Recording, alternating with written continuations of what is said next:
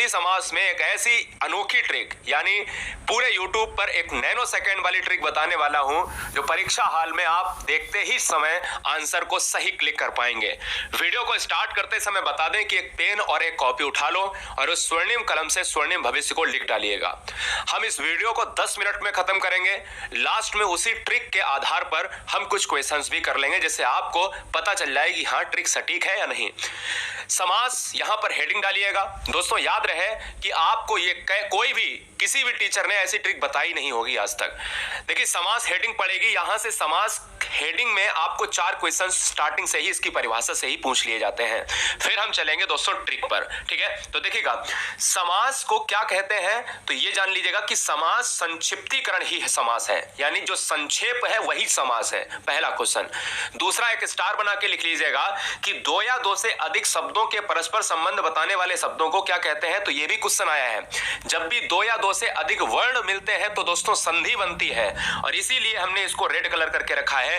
याद रहे जब वर्ण मिलेंगे तो संधि बनेगी, संधि आंसर ढूंढिए ऑप्शन में, और जब शब्द मिलेंगे तो आप समास ढूंढिएगा। यानी 2 या 2 से अधिक शब्दों से मिलने से समास बनता है, और जब वर्णों के मिलने से बनेगा तो वो संधि बनेगी। Doubt clear? कोई डाउट ये आपको क्लियर नहीं कर पाएगा, किताबी ज्ञान तो कतई नहीं क्लियर कर सकती, ठीक है ना।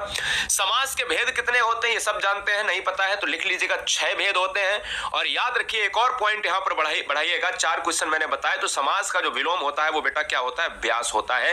ये भी यहां से आपको जानने चाहिए। समास के भेद अगर 6 होते हैं तो कौन से होते हैं जो हम ट्रिकी वे में पढ़ने वाले हैं, 1 नैनो सेकंड में पढ़ने वाले हैं। पहला है द्वंद्व समास, दूसरा है द्विगु समास, तीसरा है तत्पुरुष समास, चौथा है कर्मधारय, पांचवा है अव्ययी भाव, और लास्ट वन छठा है बहुब्रीहि समास। दोस्तों यही समास एग्जाम में आएंगे, इससे ज्यादा आएगा नहीं। याद रहे यहां पर सबसे पहला जो है आपको डालना है हेडिंग द्वंद्व समास। द्वंद्व समास क्या है, कैसे इसको एग्जाम हॉल में बहुत आसान तरीके से हम लॉक करेंगे। सबको पता होता है कि भाई उसमें देख लो द्वंद्व समास में कि ये वाला आपको चिन्ह दिख जाए तो बस वही आंसर है। ये गलती मत करना, ये चिन्ह दोस्तों अव्ययी भाव में भी मिलता है। जो आपको आज डाउट क्लियर, क्योंकि अधूरा ज्ञान लेते हैं बच्चे, वही अगर खतरनाक होता है। जैसे अगर मैं आपसे ये कह दूं, ये बताओ रात रात में कौन सा समास है, रात और रात में कौन सा समास है, तो बहुत से बच्चे कहेंगे द्वंद्व है, जो पूरी तरीके से गलत है, क्योंकि आपने देख लिया योजक चिन्ह। तो आपका ज्ञान भैया बिल्कुल पूरी तरीके से नष्ट हो गया, जिनको नहीं पता है, ठीक है ना। अगर मैं आपसे बात करता हूं द्वंद्व समास क्या होता है, सबसे पहले ये पढ़ो, बाद में हम अव्ययी पढ़ेंगे। जिस समास में पूर्व पद और उत्तर पद दोनों ही प्रधान होते हैं, मतलब क्वेश्चन यहीं से बनता है, बहुत बार बना है, इस बार भी बनेगा। जिस समास के दोनों पद प्रधान हो, यानी पूर्व पद और उत्तर पद, अगर किसी समास में दोनों पद प्रधान होते हैं तो वो समास कौन सा होता है, तो लिखिए अपने नोट्स में, उसे द्वंद्व समास कहते हैं। यानी दोनों पद प्रधानता वाला समास द्वंद्व होगा, कोई डाउट नहीं। अब देखिएगा इसकी ट्रिक 2 है। अब 2 में एक ही ट्रिक आपका काम आ जाएगा। द्वंद्व समास में अधिकतम, हमने वर्ड लिखा है अधिकतम, सभी में नहीं, 99% जो है इस चिन्ह का यूज होता है, 1% नहीं होता है। 99% कहां पर होता है वो भी बताएंगे दोस्तों। द्वंद्व समास में अधिकतम जो है योजक चिन्ह का प्रयोग होता है, और द्वंद्व समास में और विभक्ति का लोप होता है। जैसे अगर मैं बात करूं दोस्तों राम सीता, एक तो इस तरीके से अगर लिखा है तो आपने ये देख लिया कि भैया ये वाला जो है, ये वाला चिन्ह लगा है तो लगा दिया, और राम और सीता इसको जब तोड़ोगे तो यहां पर निकलेगा मुख से कि राम और सीता, तो तुरंत हो गया। लेकिन दोस्तों हमेशा आपको एक चीज याद रखना है कि द्वंद्व समास कब होगा। द्वंद्व समास तभी होगा जब उसके आपस में शब्द विलोम होंगे। जैसे भाई का बहन है, विलोम का मतलब है उल्टा होना, भले ही लिंग बदल जाए, समान नहीं रहने चाहिए। द्वंद्व समास में योजक लगा है और योजक को लगाते ही द्वंद्व मत मार देना। ये भी चेक करना कि द्वंद्व में योजक लगा है और वो विपरीत लिंग के हैं या नहीं, या विपरीत शब्द है या नहीं, या विपरीत विलोम है या नहीं। समझिएगा मेरी चीज, और उसमें और का लोप हो रहा या नहीं हो रहा, यही नहीं बच्चे समझते हैं।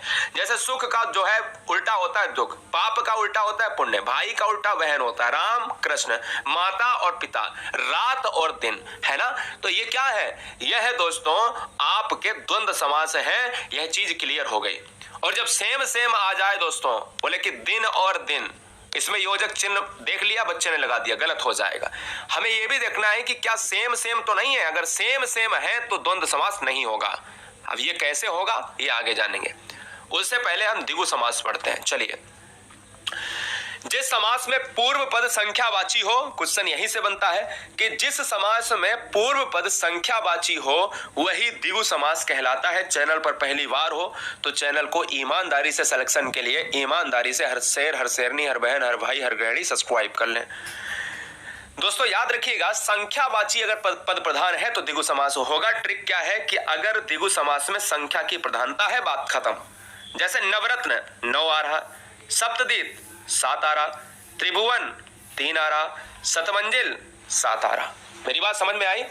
बहुत आसान भाषा में आप सभी को हम चीजों को बता रहे हैं। कोई बच्चा ये नहीं कह सकता है कि भैया हमारा कोई क्वेश्चन गलत हो गया। जहां पर डिजिट होगा वहां पर बेटा क्या होगा, द्विगु समास हो जाएगा। कर्मधारय, कर्मधारय क्या है? चलिए कर्मधारय पढ़ लेते हैं और फिर आपको बताते हैं वो दिन दिन और रात रात वाला जो योजक चिन्ह वाला समस्या थी वो कहां पर आपको लगानी है, वो भी डाउट क्लियर करेंगे। कर्मधारय समास क्या होता है? कर्मधारय समास हर क्वेश्चन की परिभाषा, हर समास की परिभाषा से एक क्वेश्चन पूछा जाता है जो बच्चों को पता होना चाहिए। वीडियो लाइक जरूर कर लेना अगर अच्छा लग रहा हो, और नहीं अच्छा लग रहा है तो मस्ती से पढ़ते रहो। जिस समास में पूर्व पद विशेषण होता है उत्तर पद विशेष से होता है। अब आपको समझी में नहीं आएगा क्योंकि यही तो किताब में लिखा है। याद रहे, जो समास किसी शब्द की विशेषता बताए, हमेशा एक ट्रिक याद रखो अपने दिमाग में कि कोई भी समास आपसे पूछा जाए तो उस शब्द को, जैसे काली मिर्च है, उस शब्द को तोड़ लो 2 भागों में। काली प्लस मिर्च, भले ही ना टूटे फिर भी तोड़ लो अपने मन से, भले ही ना टूटे। जैसे पीछे हमने समास पढ़ाया तो जैसे बोला नवरत्न, 9 तोड़ लिया और रत्न तोड़ लिया। कितने रत्न है? 9। संख्या आई है, बोले द्विगु समास हो जाएगा।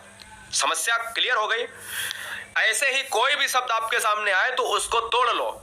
यानी क्वेश्चन में पहला तो परिभाषा आप याद कर लीजिएगा कि अगर किसी समास में विशेषण पद प्रधान है तो कर्मधारय होगा, अगर किसी समास में विशेषता बताई जाती है तो कर्मधारय होगा। अब ट्रिक देखिएगा, विशेषता बताने वाले को कर्मधारय कहते हैं, यही ट्रिक है। अब बोले सर कैसे पहचानेंगे? मैंने कहा शब्दों को तोड़िए, लिखिए आंसर, लिखिए वहां पे क्वेश्चन लिखिए एग्जाम्पल में कि काली मिर्च।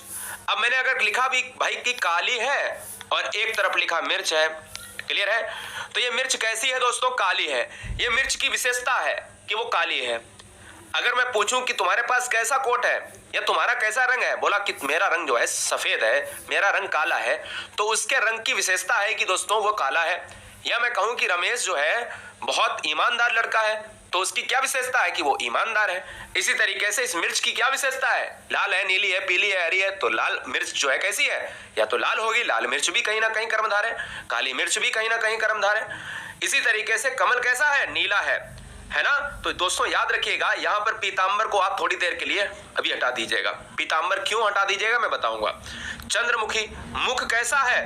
चंद्रमा सा। सिंपल सी बात समझिएगा, सिंपल सी बात समझिएगा। अब पीतांबर दोस्तों क्यों? पीतांबर देखिएगा, पीला है अंबर कह सकते हो, लेकिन पीतांबर जब आपके ऑप्शन में बहुब्री ना हो तब आप कर्मधारय लगाइएगा। अभी मैं बताऊंगा कर्मधारय और बहुब्री में क्या फर्क है। सबसे पहले वो आपको जो है ये वाला डाउट क्लियर कर देते हैं जो मैंने वहां पर बताया कि द्वंद्व समास में क्यों ना लगाएं। जो योजक चिन्ह वाला है ये अधूरा ज्ञान आपका खत्म करते हैं। सबसे पहले अव्ययी भाव को यहां पर हेडिंग डालिए और उसमें लिखिएगा कि ऐसा कौन सा समास है, क्वेश्चन में पूछ सकता है, ऐसा कौन सा समास है जिसका पहला पद प्रधान होता है, तो दोस्तों अव्ययी भाव हो जाएगा। क्वेश्चन की ट्रिक लिखिएगा कि प्रत्येक उपसर्ग वाला समास अव्ययी भाव कहलाता है। अब आप कहोगे उपसर्ग क्या होता है? तो शब्द के आगे जो लगता है उसको उपसर्ग कहते हैं। शब्द के आगे जो लगता है उसको उपसर्ग कहते हैं। जैसे अगर मैं बात करूं कि प्रतिदिन, तो दिन के आगे प्रति लगा है तो ये प्रतिदिन, दिन के आगे प्रति लगा है, यही दोस्तों उपसर्ग होता है। याद रहे कि दुनिया का कोई भी शब्द है तो उसको तोड़ना पड़ेगा समास के लिए। ये मैं ट्रिक बताता हूं, ये कोई आपको नहीं बताएगा। ना किताब में लिखा होगा कि शब्द को तोड़ के तब आप समास करिए, मैं बताता हूं आपको, ना कोई यूट्यूब चैनल वाला बताएगा आपको, क्योंकि आपको ऐसी ट्रिक बता रहा हूं जिससे एग्जाम में 100% में आपको सोचना ही नहीं पड़े कि अरे ये भी हो सकता है क्या, ये भी हो सकता है। 2 ऑप्शन में कंफ्यूजन नहीं, सिर्फ एक होगा, धुआं करना है उसी एक ऑप्शन को। देखिए दोस्तों, दुनिया का कोई भी आपके पास शब्द हो तो उसको तोड़ लिया करिएगा। प्रत्येक उपसर्ग का मतलब है कि आप स्थान के आगे देखिए यथा लगा है, हमने कहा आ धन जीवन, जीवन के आगे आ लगा है, आंसर क्या हो गया? अव्ययी भाव। दिन के आगे प्रति तो उपसर्ग है, अव्ययी भाव। समय के आगे यथा, उपसर्ग है, अव्ययी भाव। अब एक और चीज लिखिए कि अगर नोट में लिखिए नीचे, अगर कोई समास रिपीट शब्द होता है, जैसे रात रात और योजक लगा है तो बच्चे द्वंद्व लगा देते हैं। कोई भी शब्द रिपीटेशन में होता है, कोई शब्द बार बार आए और उसमें द्वंद्व वाला समास का जो योजक चिन्ह है यूज हो रहा है, तो दोस्तों वो अव्ययी भाव होगा। और जब दोस्तों आपस में विलोम हो, जैसे रात और दिन, तब क्या होगा? तब ये द्वंद्व हो जाएगा। क्यों? क्योंकि आपस में विलोम। आपस में जब विलोम ना हो दोस्तों, तो याद रखिएगा, क्या याद रखिएगा दोस्तों, तो वहां पर अव्ययी भाव होगा। क्लियर है? याद रखना है। और जब रिपीटेशन में हो तो दोस्तों वहां पर आप क्या लगाओगे? आप अव्ययी भाव लगाओगे। और जब ना रिपीटेशन में हो, जब विलोम हो, तो द्वंद्व लगाओगे। ठीक है, चलिए बहुब्री समास क्या होता है? बहुब्री समास दोस्तों देख लेते हैं क्या होगा। चलिए, बहुब्री समास वो होता है कि जिस समास में दोनों पदों के माध्यम से एक विशेष तीसरे अर्थ का बोध होता है। नीचे लिखो, एक हेडिंग नोट बना के नई हेडिंग लिखाता हूं। ऐसा समास जिसका कोई भी पद प्रधान नहीं होता है, वो बहुब्री समास कहलाता है। ठीक है, याद रखिएगा। दशानन 10 मुख हैं जिसके, अर्थात रावण। ठीक है, मेरी बात समझ गए? बहुत बढ़िया। दोस्तों आप समझ गए होंगे कि कहीं ना कहीं जो समास होता है बहुब्री में, वो तीसरे पद की प्रधानता की बात करता है। तीसरा अर्थ निकलना चाहिए, जैसे उस शब्द में कुछ नहीं है। जैसे अगर हमने बात करी, फिर से मैं रिपीट कर रहा हूं, दशानन 10 मुख हैं जिसके, अर्थात रावण। दशानन में रावण का तो जिक्र नहीं है, लेकिन आनन का मतलब है कि 10 मुख है, तो एक ही बंदा है, और एक बंदा है वो रावण। नीलकंठ भगवान किसकी? शंकर की बात कर रहा है। नीलाकंठ है जिसका लंबा है उधर, भगवान गणेश जी। गिरधर, गिरि को धारण करने वाले, अर्थात भगवान श्री कृष्ण। इन सभी में शिव जी हुआ, रावण हुआ, या गणेश जी हुए, श्री कृष्ण। ये क्वेश्चन पूछा जाएगा, लेकिन क्या इसमें ये जिक्र है? नहीं है। क्या नीलकंठ में भगवान शिव का जिक्र है? नहीं है। इसको निकालना पड़ेगा, इसको भी निकालना पड़ेगा, इसको भी निकालना पड़ेगा। बहुब्री तो बहुत आसान होता है। अब दोस्तों तत्पुरुष की अगर मैं बात करूं, तो आपको मैं बता दूं, यहां पर आपको 4, यहां 5 कर लेना। ठीक है ना, छठा हो गया था, 5 कर लेना बहुब्री में। छठा है तत्पुरुष। जिस समास में पूर्व पद गौड़ तथा उत्तर पद प्रधान हो, तत्पुरुष समास कहलाता है। यानी पहला पद जिसमें पूर्व पद प्रधान होगा, तो वो दोस्तों आपका अव्ययी भाव। जिसमें उत्तर पद प्रधान होगा, वो तत्पुरुष। ध्यान दीजिएगा, मेरी बात ध्यान दीजिएगा। अगर क्वेश्चन में पूछा जाए पहला पद प्रधान तो अव्ययी भाव, दूसरा पद प्रधान तो तत्पुरुष, दूसरे पद को ही उत्तर पद कहते हैं। तत्पुरुष समास के 6 भेद होते हैं। एक कर्म तत्पुरुष, करण तत्पुरुष, संप्रदान तत्पुरुष, अपादान तत्पुरुष, संबंध तत्पुरुष और अधिकरण तत्पुरुष। क्वेश्चन में यहीं से पूछा जाता है। तत्पुरुष थोड़ा सा आपको कठिन लगता है जब क्वेश्चन में ये पूछ देता है कि ये बताओ रोगग्रस्त में कौन सा समास है। ठीक है ना, और ऑप्शन में आपको ये 4 ऑप्शन दे देगा, इनमें से है तो तत्पुरुष, लेकिन कौन सा तत्पुरुष है। अगर आपसे कह दे कि रोग मुक्त में कौन सा समास है, तो भैया दिक्कत है। रोग ग्रस्त में अगर देखा जाए तो करण भी आ जाता है, और रोग मुक्त की बात जब कोई चीज अलग हो रही, रोग बिल्कुल जा रहा है, मुक्त हो रहा है शरीर से, तो अपादान तत्पुरुष, क्योंकि से आ रहा है। समझिए ट्रिक क्या है कर्म तत्पुरुष में, तो कर्ता ने कर्म को, हमेशा कर्म के साथ जो आपका विभक्ति होता है वो को का लोप होता है। जैसे मतदाता, मत को देने वाला, आंसर क्या होगा? कर्म तत्पुरुष। गिरह को काटने वाला, आपको उसका अर्थ निकालना होगा। गिरह को काटने वाला, तो को आया है तो कर्म हो जाएगा। यहीं पर करण तत्पुरुष, करण तत्पुरुष में से आता है। विभक्ति क्या है? से।